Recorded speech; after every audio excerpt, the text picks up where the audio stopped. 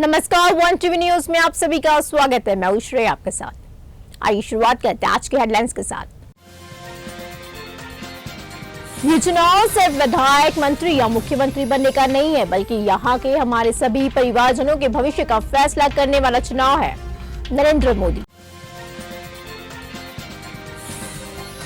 MIM 9 सीटों पर चुनाव लड़ेगी। एमआईएम प्रमुख ओवैसी ने 2 मौजूदा विधायकों को किनारे कर दिया। कल छत्तीसगढ़ ने अपना स्थापना दिवस मनाया है। इसी अवसर पर प्रधानमंत्री नरेंद्र मोदी ने कहा है कि छत्तीसगढ़ के लोगों और भाजपा के साथ मिलकर छत्तीसगढ़ का निर्माण किया है। कितनी चुनौतियों से लड़ते हुए हमने छत्तीसगढ़ में नई व्यवस्थाएं बनाई है, लेकिन जब तक दिल्ली में कांग्रेस की सरकार रही, वो यहाँ की भाजपा सरकार से दुश्मनी निकालती रही है। लेकिन फिर भी हम छत्तीसगढ़ को विकास के नए पथ पर ले गए हैं। अब छत्तीसगढ़ 25 साल का होने वाला है और 25 साल होने का मतलब क्या होता है? परिवार में बेटी बेटियों के जीवन में भी ये 25 साल आयु वाला मुद्दा बहुत महत्वपूर्ण होता है। इसलिए ये चुनाव सिर्फ विधायक, मंत्री या मुख्यमंत्री बनने के लिए नहीं है, बल्कि ये आपके भविष्य, आपके बच्चे के भविष्य का फैसला करने का चुनाव है। राज्य में आगामी विधानसभा चुनाव पेद्दापल्ली जिले और रामागुंडम निर्वाचन क्षेत्र के छात्रों के लिए नई मुश्किलें लेकर आया है। चुनाव के संदर्भ में चूंकि अधिकारियों ने निर्वाचन क्षेत्र में एनटीपीसी जिला परिषद स्कूल में नामांकन केंद्र स्थापित किया था, इसलिए वहां पढ़ने वाले छात्रों को कक्षाओं में या तंबू के नीचे और साइकिल स्टैंड में पढ़ाई करनी पड़ी। इस पर स्कूल प्रिंसिपल जयराज ने नाराजगी जताई है। कई असंतुष्ट नेताओं ने पार्टी कार्यालय के सामने एआईसीसी सचिव वामसी चंद्र रेड्डी का पुतला जलाया है। आरोप लगाया कि पार्टी ने मेदक जिले के नरसापुर के कांग्रेस उम्मीदवार के साथ भेदभाव किया था और एक ऐसे व्यक्ति को विधायक टिकट आवंटित किया था जो पार्टी के अनुकूल था। इसी मौके पर पता चला है कि वामसी चंद्र रेड्डी ने अपने करीबी रिश्तेदार अवुला राज रेड्डी को टिकट दिया है।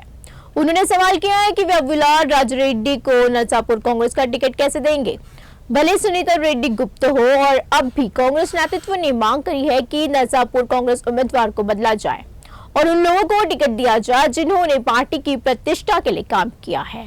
हुस्नाबाद कांग्रेस विधायक उम्मीदवार पूनम प्रभाकर ने कहा है कि अगर हुस्नाबाद निर्वाचन क्षेत्र के लोग उन्हें समर्थन देते हैं और विधायक के रूप में जीतते हैं तो निर्वाचन क्षेत्र का सभी क्षेत्रों में विकास किया जाएगा।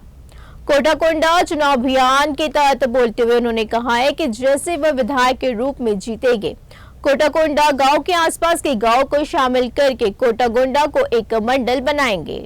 कोटागुडेम निर्वाचन क्षेत्र के चुनाव में विधायक के रूप में चुनाव लड़ने वाले उम्मीदवारों की नामांकन प्रक्रिया कोटागुडेम में आरडीओ कार्यालय में आयोजित की गई थी।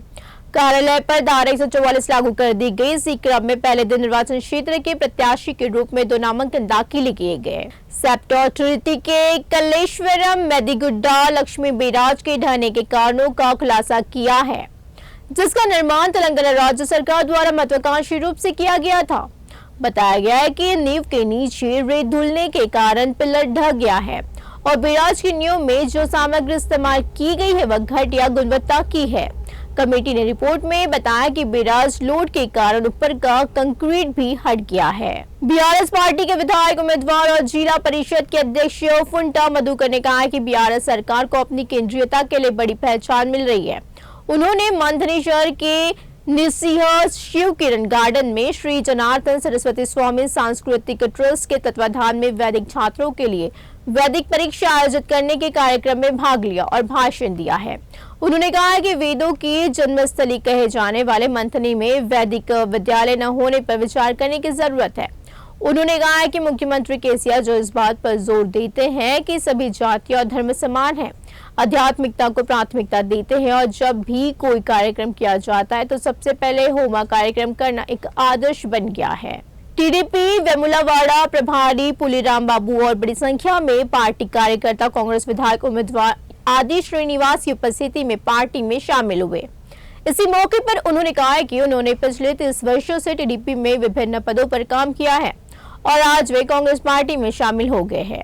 वेमुलावाड़ा की जमीन पर ऊंची जातियों पर दबदबा है। उन्होंने कहा है कि एक बीसी का बच्चा भी वेमुलावाड़ा विधानसभा क्षेत्र में बड़ा होना बर्दाश्त नहीं कर सकता और उन पर हमला कर रहा है, लेकिन किसी ने कितनी भी साजिशें नहीं की और कांग्रेस का झंडा लहराएगा वेमुलावाड़ा भूमि।